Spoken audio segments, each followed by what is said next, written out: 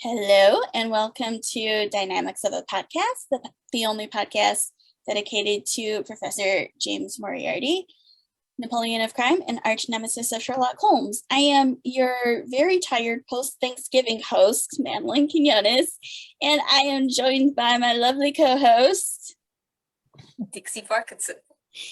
Yeah, happy belated Thanksgiving to everybody who celebrates. Happy Hanukkah to everybody who's celebrating that, because Hanukkah is early this year. And probably by the time this episode is posted, Hanukkah will already be here. So, and also, today is the day that we're recording is the day after Thanksgiving, which is the first day of Christmas at my house. So, Merry Christmas to everybody. Especially because we don't know if we're going to be able to get out another episode before Christmas. This could be our Christmas episode. Oh, boy. Okay, so, So I am personally beat because yesterday was a big day. Had a big dinner, a lot of food prep and a lot of cleanup. But yeah, I hope everybody had a good week, whether they celebrate Thanksgiving or not. Anyway, so this episode, which I never actually came up with a title for, it's about Eric Porter, our favorite Moriarty. And the Granada, we're going to take a look too at the Granada series in general and Jeremy Brett. But I think that we've been looking forward to this since we started this podcast. But before we get into that, some housekeeping really quick. We have an announcement to make. Well, coming up in January, of course, is the BSI weekend, and this year they are doing it in person in New York City. But not everybody, for whatever reason, is going to be able to be in New York City this January. So some of us are continuing on with Zoom events. And, definitely keep an eye on our Twitter, Dynamics of a Pod, and also my personal Twitter, Study and Madeline, because I am hoping to gather up a schedule of the Zoom events that are happening that weekend. And it's not even all the weekend. There's one that's happening on Wednesday, and it's still extremely weird to me that BSI weekend actually starts on Wednesday. That's a very long weekend. But yeah, I'm gonna be having a schedule of that out soon, hopefully. And that includes this coming year, the Gaslight Gala will not be held, which is historically the alternative dinner to the BSI dinner.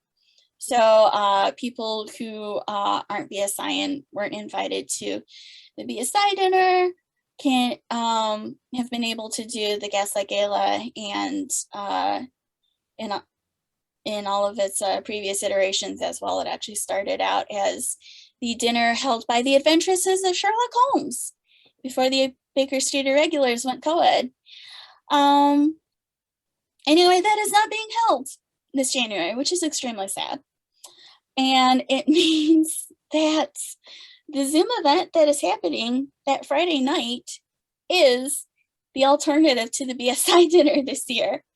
And that is pub night at the Dangling Prussian, the Montague Street Incorrigibles non-annual non-dinner. That is a mouthful, but it's an amazing name.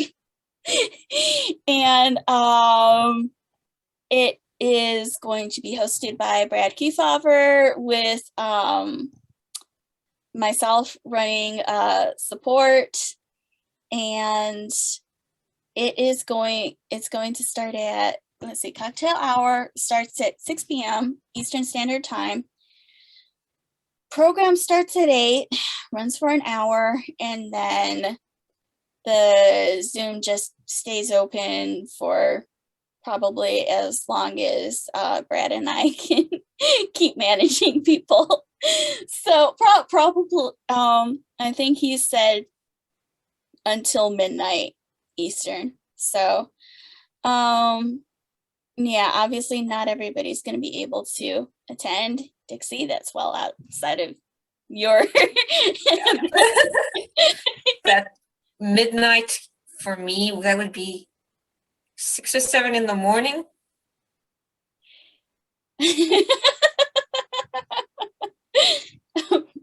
Yeah, that sounds right. So, yeah, Dixie will not be there, but she will be at, we are going to be hosting Zoom events. This podcast is going to be hosting, I keep calling it a live recording. Technically, don't be fooled by the name. This is not going to be a live YouTube video because I don't want to mess around with trying to figure out how that works. But we will be hosting a table discussion. And anybody who wants to join it can RSVP with us at dynamicsofapodcast@gmail.com. And it's just gonna be, because I couldn't figure out a better topic for doing something like this, but I think this will be fun enough. We are going to be talking about what makes a Moriarty and who does it best, or who we think does it best, because of course Moriarty has been, goodness gracious me, he has been, let's see, a computer program, a clone, a mouse adapted into a rat, a pie mascot, in art restorer, and I'm forgetting so many. Moriarty has been so many different things, even more, I think, than Sherlock Holmes has been. Holmes and Watson have been adapted in so many different ways that they are very elastic by now in what you can do with them and still maintain their identity. And I feel like Moriarty has been pushed even further than that. So I think it's gonna be fun. We just have to ask people that they remember that this is not a competition. There is probably no objectively best Moriarty, or if there was, nobody could agree on it. Let's be real. We know it's Eric Porter, though. I wasn't.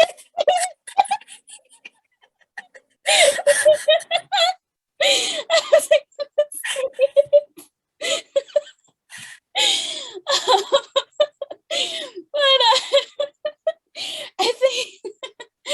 I think that we will be playing defense for him that Saturday, because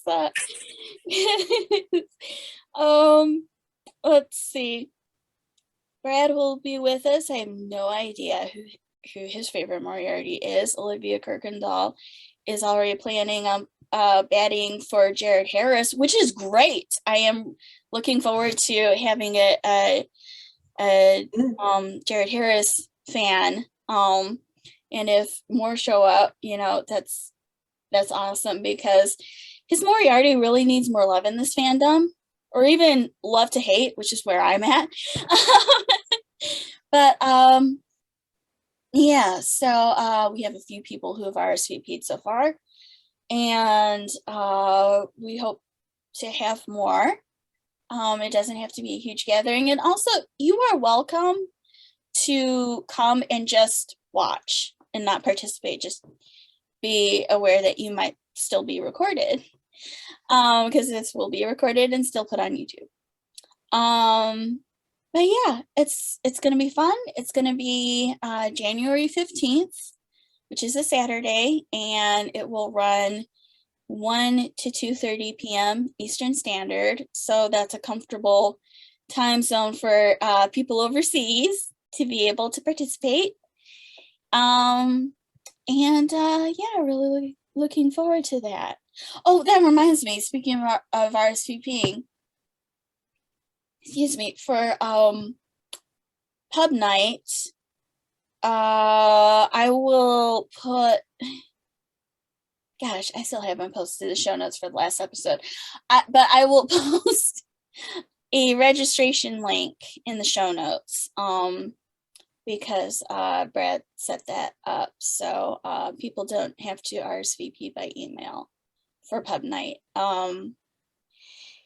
And that's it for announcements at the moment. Oh gosh, I just realized I hadn't changed my username. We're working off of a new, there we go. We're working off of a new account. We upgraded to Pro so that we can actually record more than 2 people for more than 40 minutes. So yay, we can have guests. And we don't have to do anything weird to accommodate that. So okay, one more thing before we get started. And I was saying earlier that this feels like it should be an end of year episode thing, but this might be our end of year episode. But this fandom this past year has really like taken a hit. Like last year wasn't great, obviously, with people not being able to get together in person, but Zoom really kind of made up for that. Like, I think that it expanded what this fandom can do. And also the John H. Watson Society suddenly found, as an international society, that it could have meetings finally, because everybody is like all over the place. So there was no way that, you know, like a physical meeting was ever going to happen. So that was great for us. But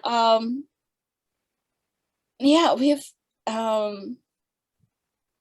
lost like a lot of people this year, and it's just like, it's been hard, and I have known, you know, none of these people, but I know people who knew them, so I feel that loss. And I mean, it started out with ironically enough, given today's topic, Michael Cox in January passed away, the creator and executive producer of Granada Sherlock Holmes,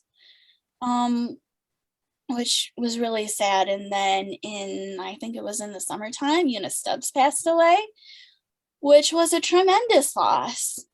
I mean, the entire fandom really felt that one. You know, by this point, I was already thinking that BBC Sherlock was probably not going to come back, and then she passed away, and then it's like nobody wants it to come back without her. So it's just really sad. She is definitely missed. And let's see, in springtime, John Mullenburg passed away, and he was a big name in the traditional Sherlockian world. I actually first heard of him in the middle of the Free Sherlock business a few years ago, when he was like representing the Arthur Conan Doyle estate, trying to, you know, sponge money basically off of the Sherlock Holmes copyright. It is not a great way to first, you know, be introduced to somebody, but you know, his legacy goes so much further and deeper than that. And that was really a loss. And then a couple of Sherlockians recently have passed away whose names I don't remember, and I'm terribly sorry to them, and the people who knew them.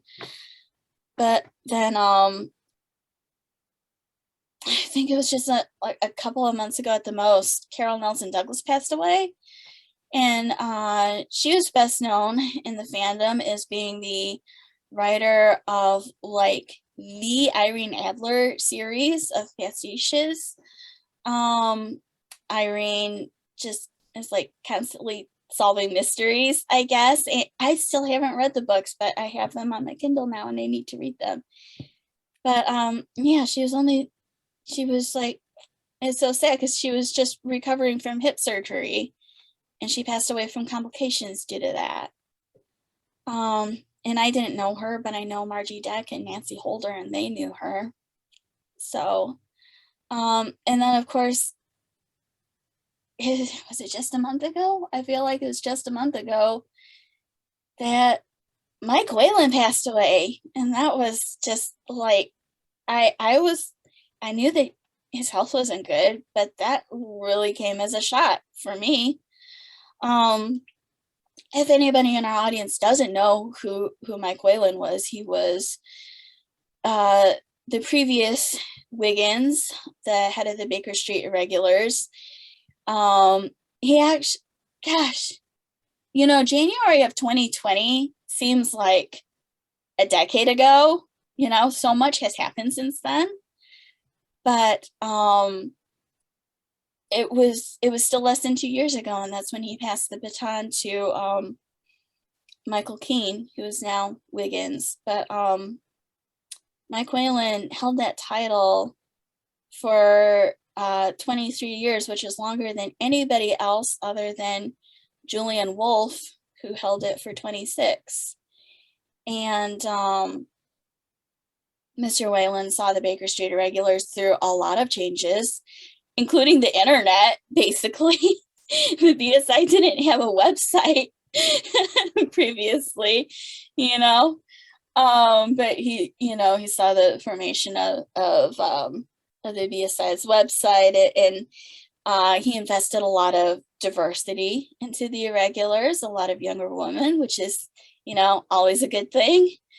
And he also, I think that he was, if I recall this correctly, he was like the driving force behind BSI Press, which the Baker Street Irregulars have published books in the past, but there was never really like a proper like press imprint for them. And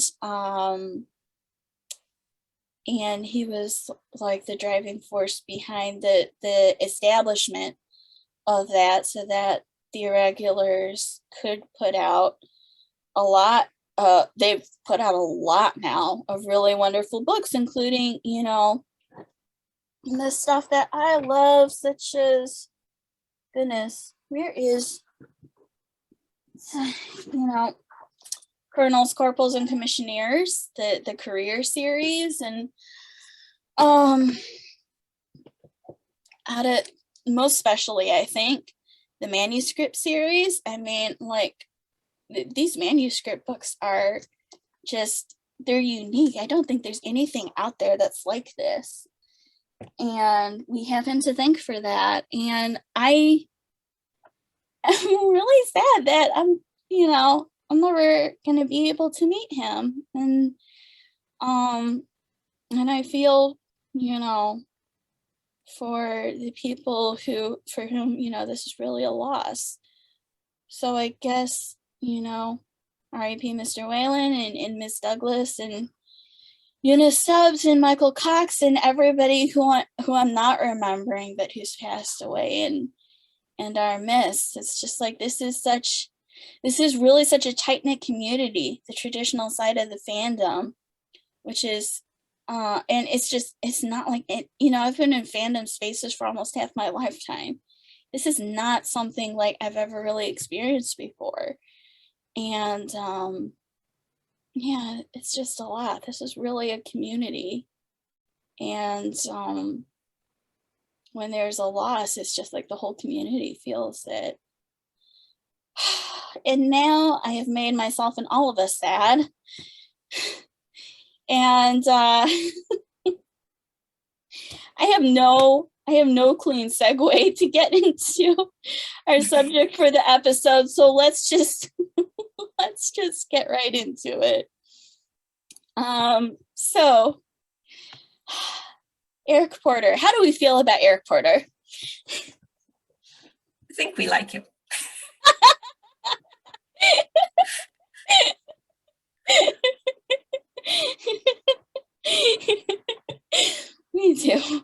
We do. Goodness sakes. I don't, yeah. Kind of like, I don't remember when I started liking Moriarty as a character. I don't remember if Eric Porter was part of that or not. I do feel like he probably was, though. Because he's so, like, I know it's cliche. I know lots of people have said this before.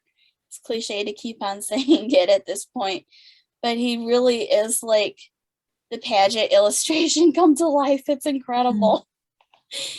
I was reading something from Bending the Willow by David Stewart Davies that let's see, Michael Cox had his heart set on Porter playing Moriarty. If he had refused, I should have had some difficulty in finding a second choice.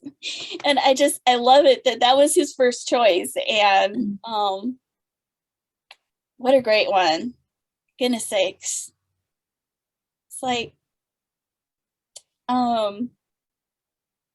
you know, sometimes I don't feel like he gets enough recognition. Like, if Jeremy Brett is the definitive Sherlock Holmes, or if you're going to say that he is anyway, I feel like it's only fair to call Eric Porter the definitive Moriarty.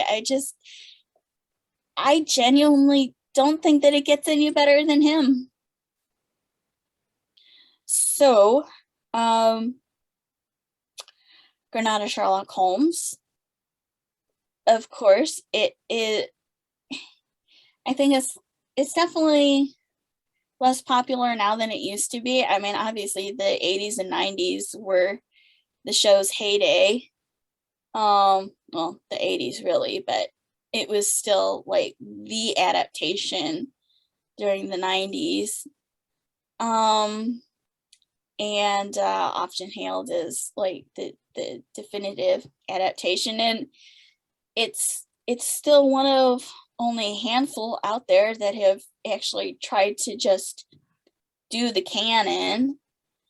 And it's really got, like, out of all the TV series that do Sherlock Holmes in Victorian London, it has by far got the best production values. Like, Victorian London looks great in Granada. And it's like the only time the show ever slips up is with some unjudicious 80s makeup and hairstyles. Like, sometimes those still slip through. 1980s it is, not 1880s. But I mean, it's definitely, out of anything that's been on screen, it's the most faithful. And I know people like to compare the Granada series to, like, especially BBC Sherlock and nowadays and stuff like that, but I really think that if the show has a competitor, it's probably really the radio show with Clive Marison and Michael Williams that was kind of spearheaded by Bert Coules, because that show actually adapted the entire canon, and in general was more faithful with it than Granada was. Because, of course, Granada was good for the first 4 or 5 seasons, and then after that it's just really downhill. I've been reading Bending the Willow, which is a book about Jeremy Brett through the production of the Granada series and the production of the series in general. And gosh, I'm gonna be a downer again because the book is such a loving recounting of what happened, but it reads like a tragedy because Jeremy Brett's health is going down from after the adventures, and then the Granada, the quality of the show itself is going down, and it's like after, and I mean, I know you still haven't finished the third season, have you? Edward Hardwicke's first season? I don't think so. I don't remember what season I was on, but I know I haven't finished the show. Yeah. Well, my confession, I've been a Granada fan for almost as long as I've been a Sherlockian, and I still have never seen the whole thing. And I mean, part of it is that, quite honestly, after season 4, which season 4 is already when Jeremy Brett's health is visibly starting to decline. After that season, there's just Thorbridge, illustrious client, and dying detective that I really care about. Like, I really don't care about like any of the other stories that they did after that. And so that's part of why I haven't watched the rest of it. And then the other part is that it's really hard to watch his health decline. I mean, yeah, he looks sick. He looks so sick, and I get angry nowadays that Granada still like continued on with the show when they really shouldn't have. They were doing weird things the whole way through. It wasn't, for the most part, it wasn't good. And in the very last season, in the memoirs of Sherlock Holmes. Okay, one episode, Edward Hardwicke isn't even able to be there because he's off filming Shadowlands with Anthony Hopkins. So Charles Gray as Mycroft replaces Watson in it's not Mazarin Stone. It's Golden Pince-Nez. So there's that. Mazarin Stone, Jeremy Brett is too sick to do it. And so Charles Gray comes back again as Mycroft to investigate the mystery. And then in filming, gosh, I was literally just reading this. Jeremy goes in and out of hospitals during the filming of the last season, and at one point in filming, he collapses during a take, and he is in a wheelchair and on oxygen in between takes, and that was nuts. They just he should not have been working. No, he really shouldn't have been. And I mean, it was just his health was just like this rolling boulder, or snowball. It was a snowball that just kept gaining more and more problems because he already had, I think, scarred lungs and a weak heart from a childhood illness. And then he smoked a lot. And at one point during the show, he went full on chain smoker because he was so stressed. And the show did put a lot of stress on him. It turns out doing Sherlock Holmes, like if you're going to do it with any degree accuracy, that takes a lot out of your lead actor. He has to do more dialogue than anybody else, just for a start. And Jeremy Brett was also dyslexic, which I didn't know until recently, and that added that didn't help. And then there was his bipolar disorder, and the medication for that just actually made his health worse, his physical health. And then, yeah, he started having heart troubles during the filming of the last season. So just all this stuff snowballed, and then he passed away young enough. He's only 62 in 1995, and it's just, Granada should have stopped when they were ahead. Like, I really like the Dying Detective in the last season. I think that they did a good job with it, but I would rather that we didn't have it, I'd rather that we didn't have any of those last episodes. I think that at that point, Jeremy probably would have always died youngish, but like, he could have had a less stressful, last few years. Gosh, this episode is such a downer, guys. I'm so sorry. I'm so sorry. But this is why I love the Adventures run so much with David Burke.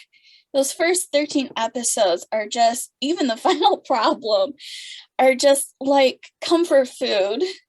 They're my favorite. They are just my absolute favorite depiction of Sherlock Holmes and Dr. Watson and Inspector Lestrade and Mrs. Hudson and Moriarty and so many other characters. And they're just, those first 13 episodes are so good. They're so good. And I love Edward Hardwicke too, but in his first season is good. But unfortunately, he's definitely a more serious Watson than David Burke, but he's quieter in his first season. Like, he tangibly gets more confident as the show goes on. But it's unfortunate that happens as Jeremy Brett's health is declining. Yeah. So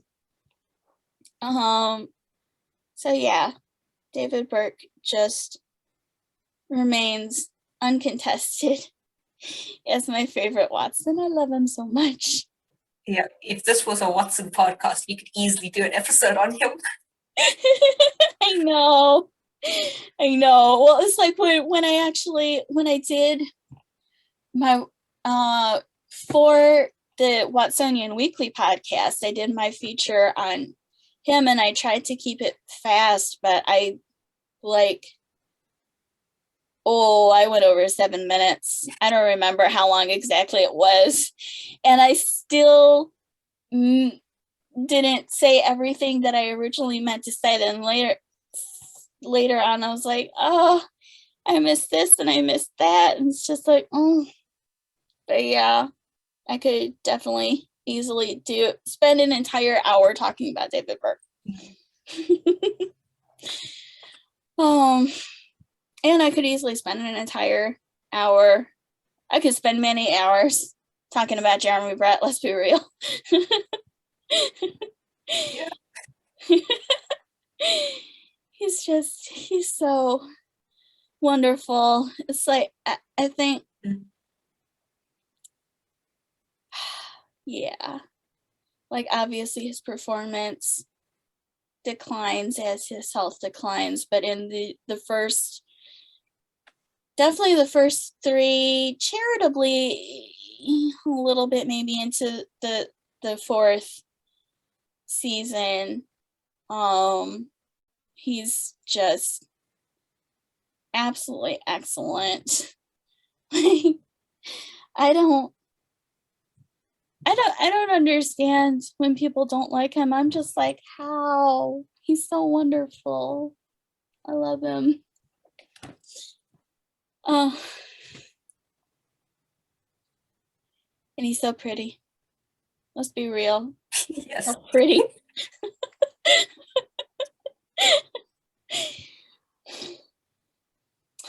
Him and David Burke, that was some serious eye candy.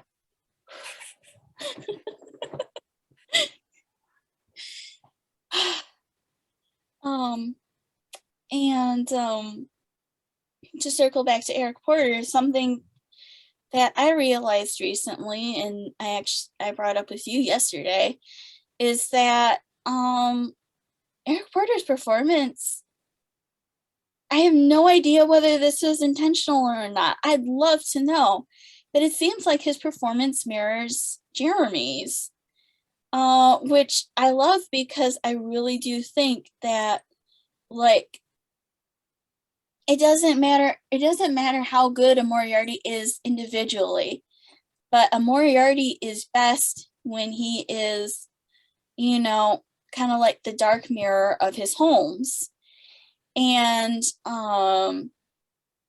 Eric Porter actually moves like Jeremy Brett does. Like, yes, Jeremy Brett early on has like several different modes of energy and movement, but when he's not jumping over couches, he has this very kind of measured and deliberate movement across a room, which it's very mesmerizing. And Eric Porter moves very similarly, and throughout the scenes in the Red-Headed League and the Final Problem. And they both have a very deliberate way of speaking. And interestingly, both men as teenagers had to have speech lessons. Jeremy Brett had, let's see, what's it called? Rhoticism. It's a speech impediment which prevented him from pronouncing the letter R correctly. He had a surgery done, and then he kind of had to learn to talk again. And I think that's why we get all those wonderful trilling R's from him, because he couldn't really do that. Oh, I love those. I know, it's great. And he couldn't really do that when he was a kid, so I think he's making up for lost time. And Eric Porter was actually born Cockney, which just blows my mind. I hadn't known that before, like just a few months ago, I think. And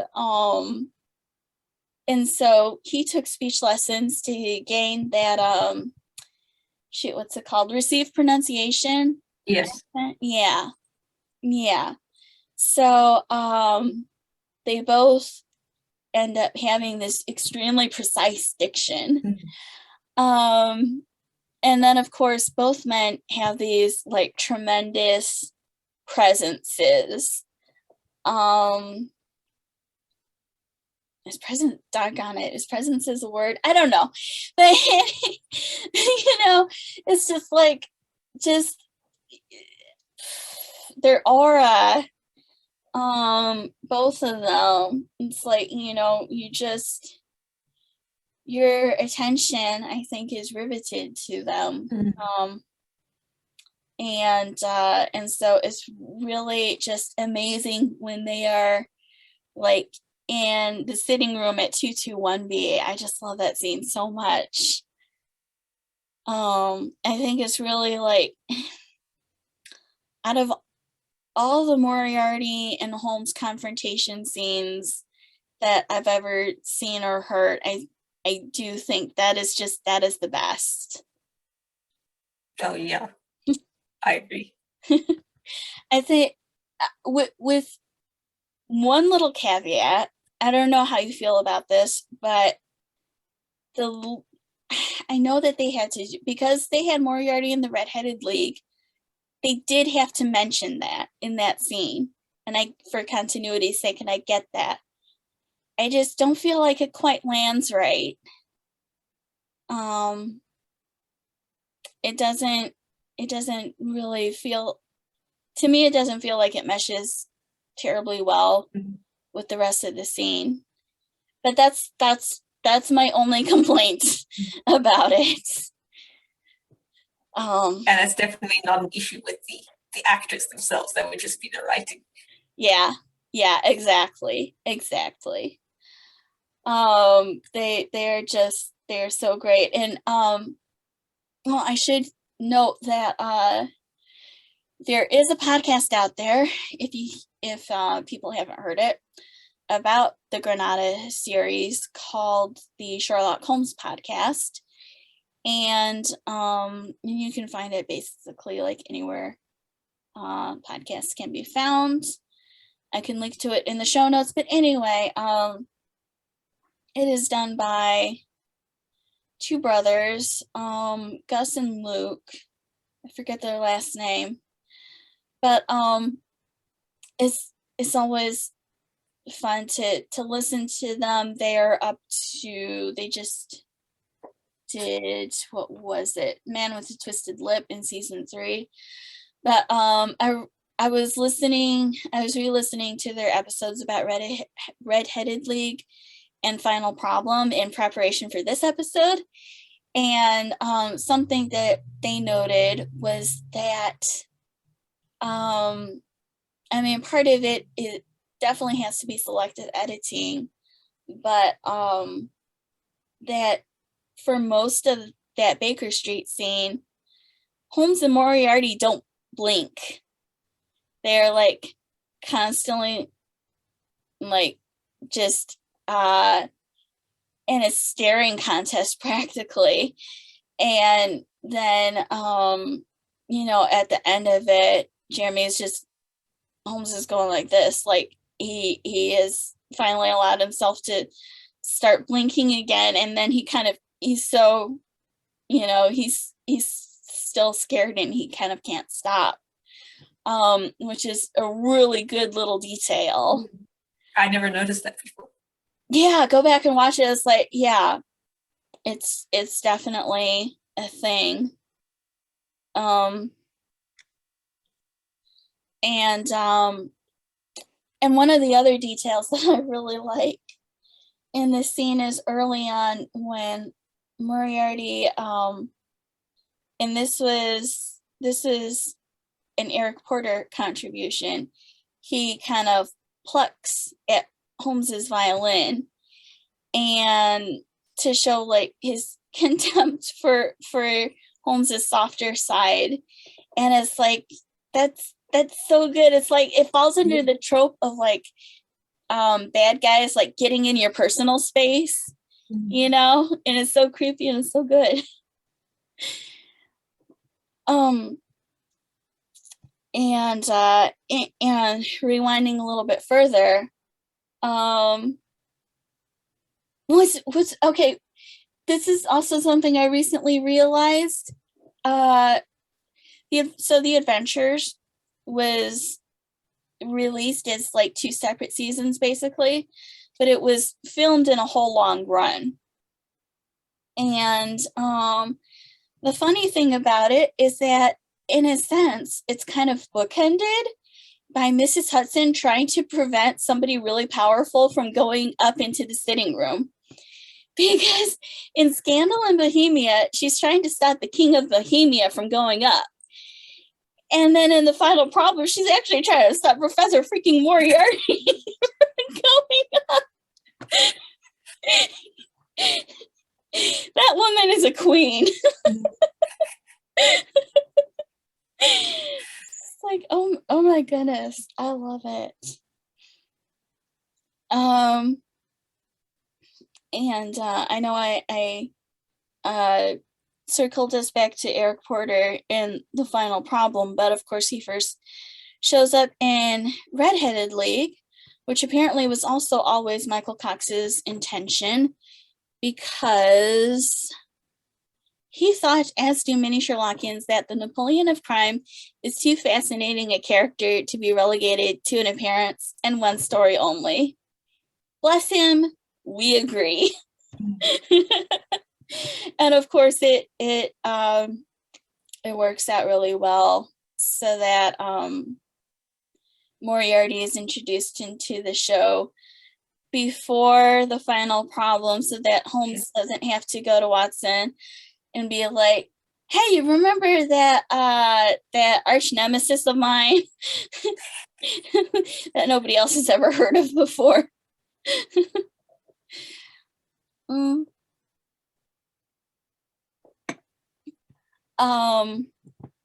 So yeah, I love Moriarty being in the Red-Headed League. I think it's such a fun and fascinating take on the story. You know, and the funny thing is, I think that I actually watched Final Problem before I saw Red-Headed League, which I think is also what you did. Yeah, I was just thinking, I'm pretty sure the first Granada episode I saw was the Final Problem.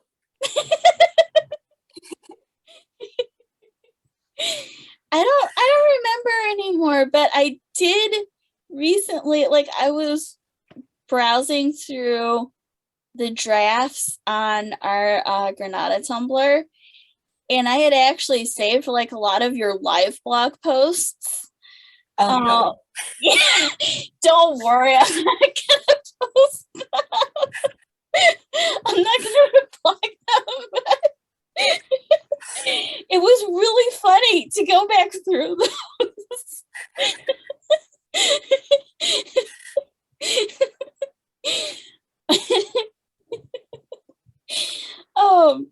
Yeah, that was a lot of fun. But yeah, it's like including Moriarty was a great, I think it was a great decision all the way around. And they made it make sense too in universe, because Holmes and Athelney Jones are talking in the vaults of the bank, and they're like, this doesn't feel like John Clay's style. And they're right, according to what Doyle actually wrote in Red-Headed League. Like, when Athelney Jones gives a profile of John Clay, it's like he doesn't sound like somebody who would be in for the long haul.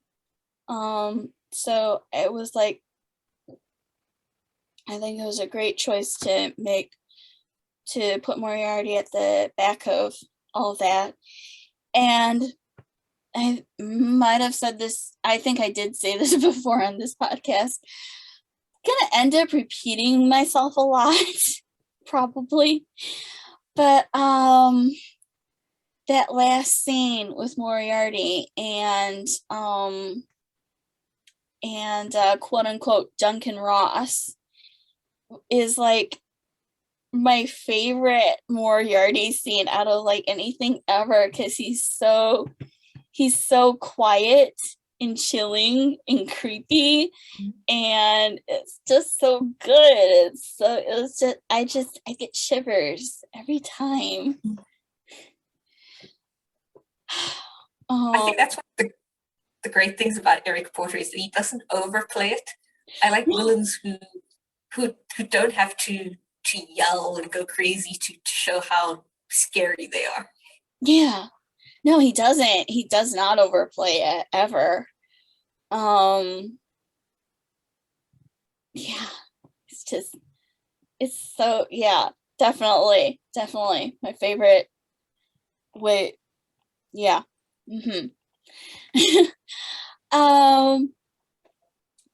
So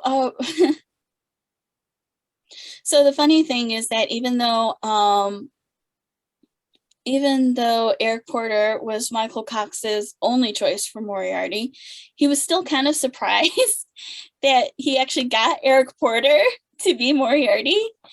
And when Eric actually joined on, Michael asked him, why he had agreed to play such a comparatively small part.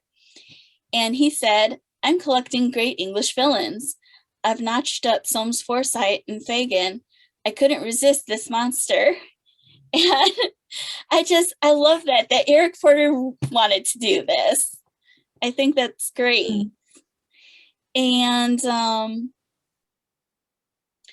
yeah, and of course he is one of the few Moriartys, I think still probably few Moriartys, who actually does the head thing. Yes. And more details from Bending the Willow. He was at first doubtful about the reptilian oscillation of the head. I missed it in a rehearsal before filming began, and we discussed it over a copy of the text and located the problem. Conan Doyle says that his face protrudes forward and is forever oscillating. We agreed that the word forever was the stumbling block, and the actor chose to let the mannerism show itself like a ghastly tic only at moments of crisis. It took that kind of care and concentration to give us a memorable Moriarty. And so that's, they really got into just the meat of the character into little details like that. And I love it. Yeah. It's like so creepy when he does it. Yeah, and he makes it look entirely natural. That's the thing. It's like him and Andrew Scott managed to make it look entirely natural, and I think that's probably a really hard thing to pull off.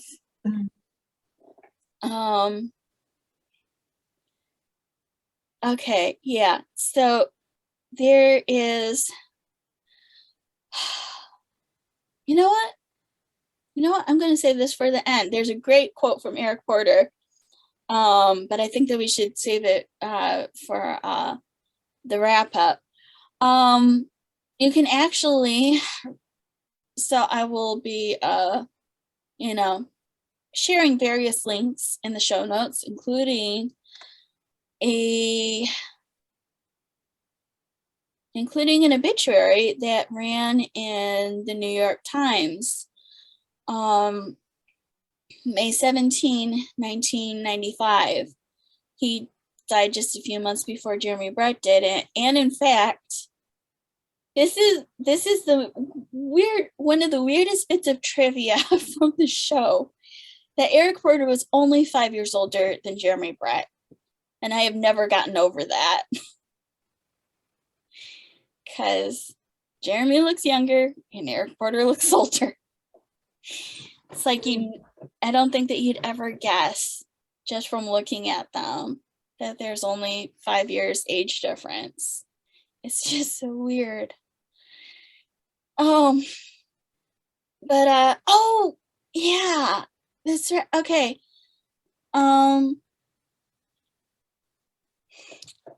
So he and Patrick Allen actually did appear on a production together, at least one.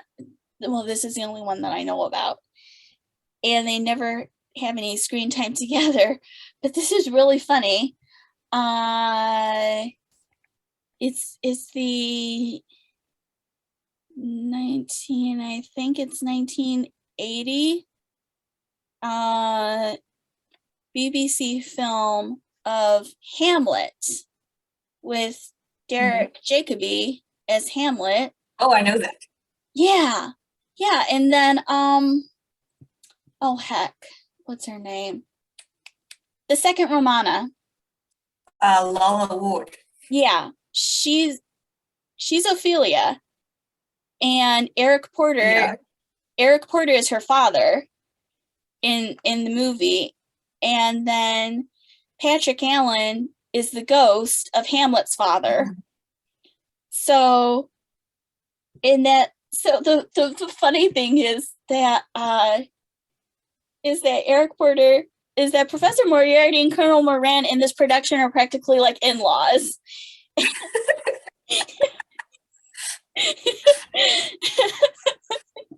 That's basically what's going on.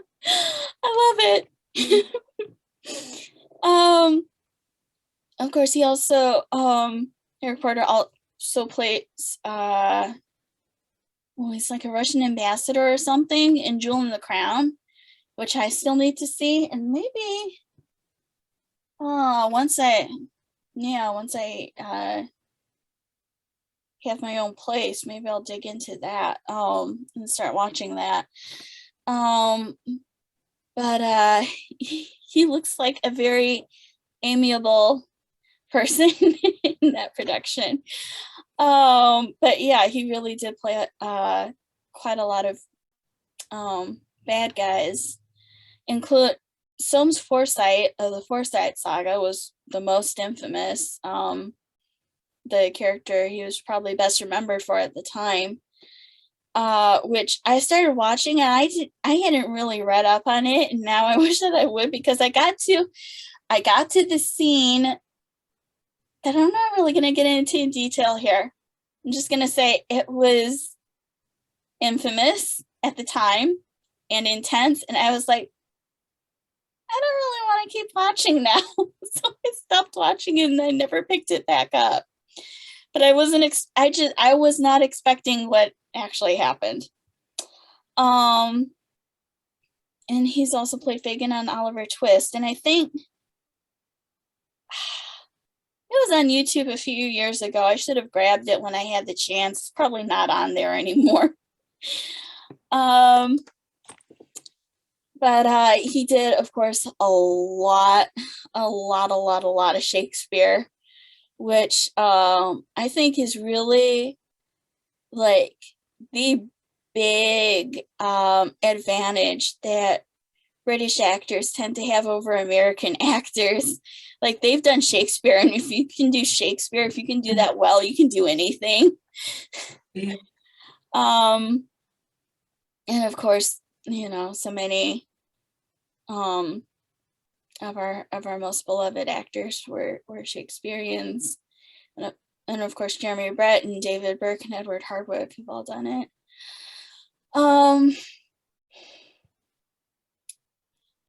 Just looking through, unfortunately, it's kind of difficult to dig up Eric Porter's filmography, which because you've tried. Yeah. But I remember. I know he was in a movie with my favorite actor, Roger Delgado. I don't think they had any scenes together. I'm trying to remember what the movie was. It was What about that? Antony and Cleopatra, maybe?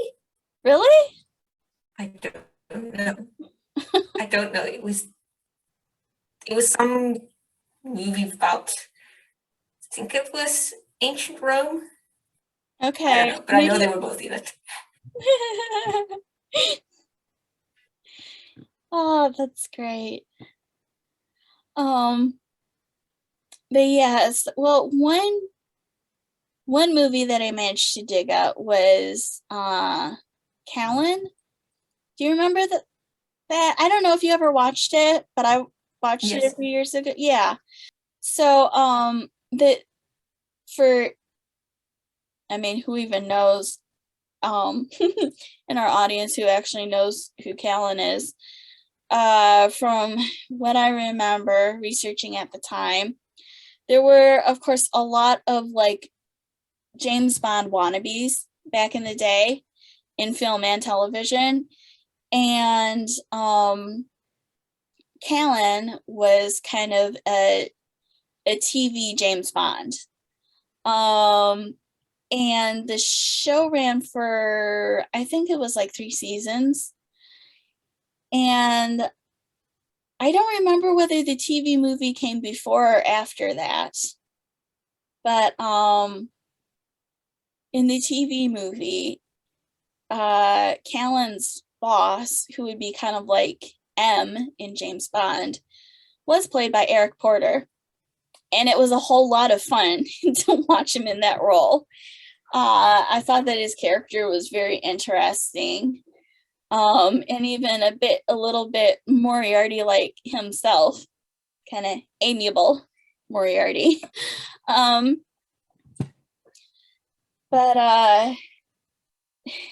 yeah, there's, of course, yeah, he's done a few bad guys. He's done Nazis sometimes, which, you know, like, as far as, like, you know, kind of Hollywoodish Nazi casting goes, he's got the right look, unfortunately. And speaking of Hollywood, he did have several offers from Hollywood to do big things, and he turned them down. He liked maintaining his quieter quality of life. He actually turned down a knighthood and an OBE. He's like, I don't want it. That's not the kind of lifestyle I live.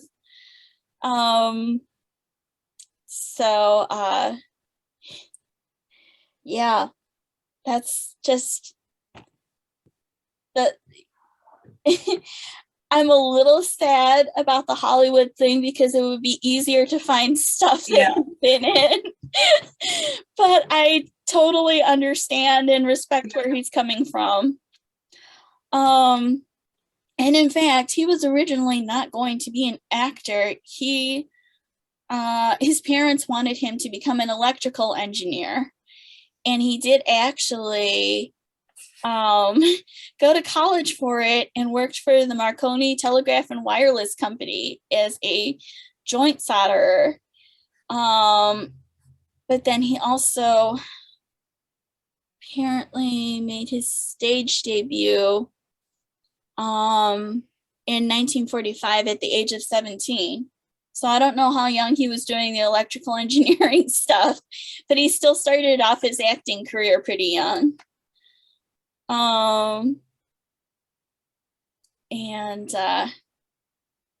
It's pretty funny to, you know, imagine somebody who is that good at acting and like they could have been an engineer instead.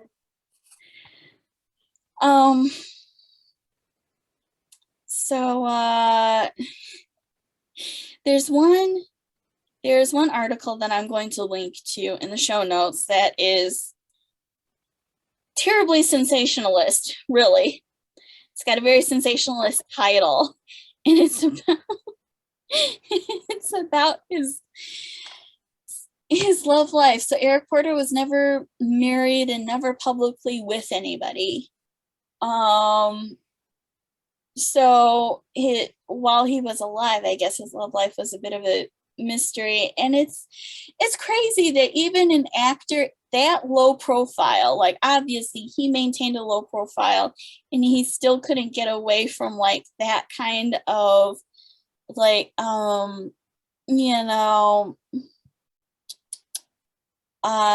invasive attitude that people have about actors, which is sad, but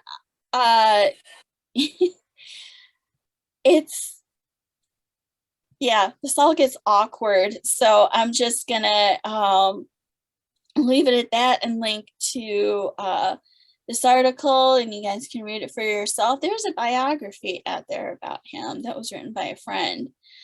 And he actually apparently chose her to be his biographer, so that's nice. Yeah, it's a very interesting. Sorry, I was just like scrolling through the article again. It's very interesting. So, like, do not be put off by the sensationalist title. Like, it's clickbait. It's dumb. Just read the article anyway if you want to know a little bit more about him as a person. Because I definitely at least understand that. It's just like, why do we have to be so obsessed with like, who actors are involved with? Yeah. And the British press especially are bad with that. I get that impression. Like, I thought that American tabloids are bad, but it sounds like British tabloids are even worse. And I'm like, yikes. So anyway, so there's not, readily available a whole lot of information about Eric Porter as a person, but it sounds like he was, in general, a pretty decent guy who had as low a key a life as he could being an actor. And of course, like there's that gosh, it's been a while since I've seen it. I'm sure you've seen it. The clip of him on the Morecambe and Wise show. Yes. Yeah, where he actually does a singing and dancing number, and it's great. I love it. It's so funny, and he's just obviously enjoying himself. Oh, that's really cute. If it still exists on YouTube, I will also link that because that is so worth a watch. And actually, that reminds me of something. One further note about the production of Granada. The funny thing is that every time he is in a scene with Jeremy Brett, everything is shot so that you cannot tell that he is 4 inches shorter. And because 4 inches is definitely a visible height difference. That's like the difference between my height and my mom, and you can definitely tell that my mom is taller. So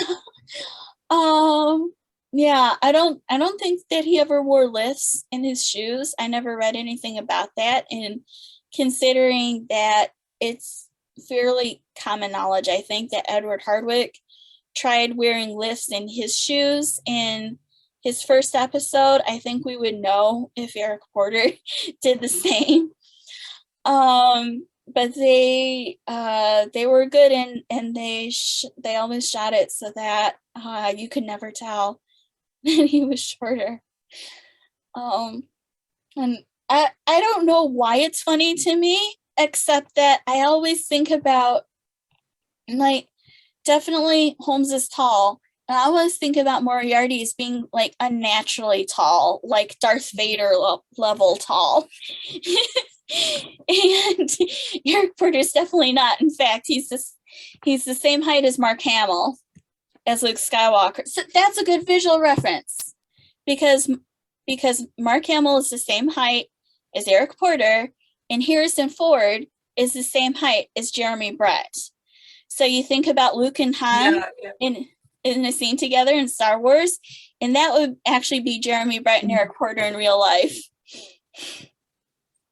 So I still have the quote from Eric Porter that I want to read to wrap this episode.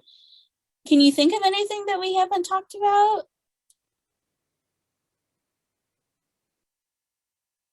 I don't think we've talked about his final scene in The Final Problem, but I'm not sure what there is to say about it. where they go over the edge. Oh, well, there actually is a funny little Jeremy Brett story about that. For starters, so they did film at Reichenbach. I think that when they're actually struggling together, that's filmed not quite at Reichenbach. I'm having a hard time remembering now what was filmed where. I still think that what they did was maybe too dangerous and they shouldn't have done it. But of course, we see in the empty house that that Holmes lifts Moriarty and then drops him. And Jeremy Brett actually did lift Eric Porter. And before they go to film that, Jeremy asked him, like, by the way, Eric, how much do you weigh? And Eric tells him, and I forget exactly how much, but he was not a lightweight, okay? And then as they're struggling around, it's like they're also getting wet from the spray of the waterfall. And he's like, so Eric was this much dry, and even heavier wet. And I nearly threw out my back lifting him. It's like, oh my goodness. I mean, that's not even getting into how unfortunately silly that fight looks in the first place. Because I'm sorry, but Sherlock Holmes is a boxer. Like, what the heck is he doing? Like, this kind of weak wrestling with Moriarty's. It's weird. And I'm pretty sure that's not what Bartitsu looks like either.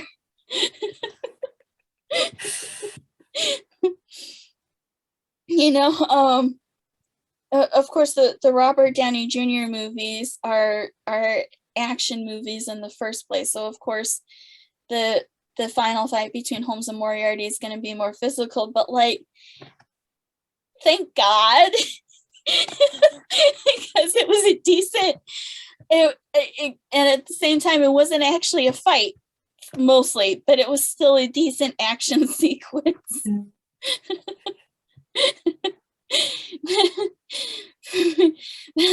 That's the weak point of the final problem for me. But that does remind me that Eric Porter does show up one more time in the series, although only in archival footage. And gosh sakes, Devil's Foot and The Adventure of the Devil's Foot. When Holmes and Watson very idiotically test the Devil's Foot route and start having hallucinations. Part of Holmes's hallucinations involve Moriarty, which kudos to the screenwriter whose name I'm blanking on at the moment. He was only 22 at the time when he wrote the script. And of course I remember that detail and I do not remember his name. But he actually wanted to bring Eric Porter back to show up in person during the hallucination sequence, and oh my gosh, we were robbed by not getting that. I'd love to know exactly what that original script was like, because that would have been great. Yeah, but I would have loved to have seen that. Yeah. But we do still get Moriarty as part of Holmes's hallucinations, and I do think that is only right and proper. Because Holmes is definitely, and Jeremy Brett does a good job of showing this, Holmes is definitely scared of Moriarty. I think that's pretty canonical, and that's definitely obvious in the performance. So with a drug that induces, that specifically induces fear and scary hallucinations, I think that fits pretty well. And then I don't remember anymore. I don't think there's any archival footage in The Eligible Bachelor. And if there wasn't, would it be worth watching for the archival footage? Eligible Bachelor was the last of Granada's feature-length episodes, and it is the absolute rock bottom of the series. So yeah. But I think that Devil's Foot is the last time that Eric Porter actually appears in the show. And of course we never get him with Patrick Allen. Sadness. It's like, you couldn't have given us even just like a little bit of a flashback shot, just something. Anyway, So I'm going to close with this lovely, lovely quote from Eric Porter, because the thing is, he was really down to do this role. Like, he wanted to do it well, and I have so much love and respect for him for that. So this quote actually comes from a book that I don't have. Bending the Willow is, I forgot to say this earlier. So Bending the Willow has been out of print for a long time, but recently it was announced that it was going to be, that David Stewart Davies had gotten the copyright back and it was going to be published again by a different press. And then literally just a couple of weeks ago, I guess, the press folded. So now, last I heard, Mr. Davies was still trying to figure out who to get it published through. MX Publishing and Wessex Press have both, I think, expressed interest. It kind of feels more like a Wessex Press book, because Wessex Press also has Michael Cox's A Study in Celluloid, which is his memoirs, basically, of the Granada production. But hopefully sometime in the reasonably near future, we're going to get Bending the Willow back in print, and that'll be really exciting. In the meantime, if you have a Kindle or a Kindle on, your computer, tablet, or phone, you can buy Bending the Willow on Kindle, which is much more $10 is much more reasonable than like eBay copies usually run at least $200. So, That's crazy. I know, but it has been out of print since possibly the late 90s. So, scarcity. But anyway, there's this other Granada book called The Television Sherlock Holmes by Peter Hayning. And I think that this book has also been out of print for a long time and is probably really expensive to get, which is why I don't have it. But I'd love to someday. And that is where this quote comes from Eric Porter. He says, Moriarty is such an incredibly complex figure.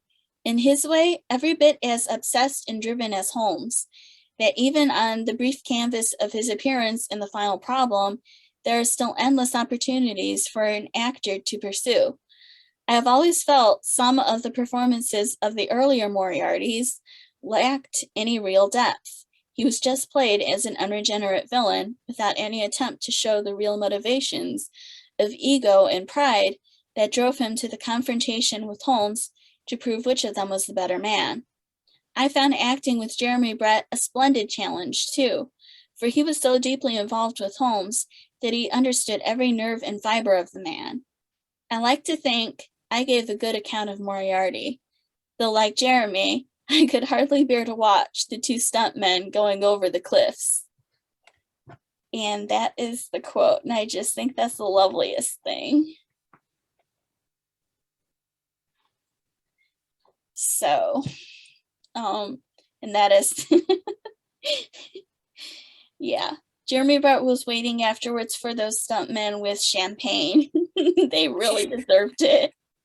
They had to go over the Reichenbach Falls several times. Several times. Several, yes. And in fact, they made sure at first that it was actually going to work, and they put two dummies on the strings. And I think the cord snapped and the dummies fell, and they actually saw the dummies fall apart on the rocks below. And can you imagine the sheer bravery of those stuntmen to continue on after that? I don't think you would be legally allowed to do that these days. No, I don't For think good you reason. would. Yeah, it was like, it's an incredible thing that they did, and also like they shouldn't have done it.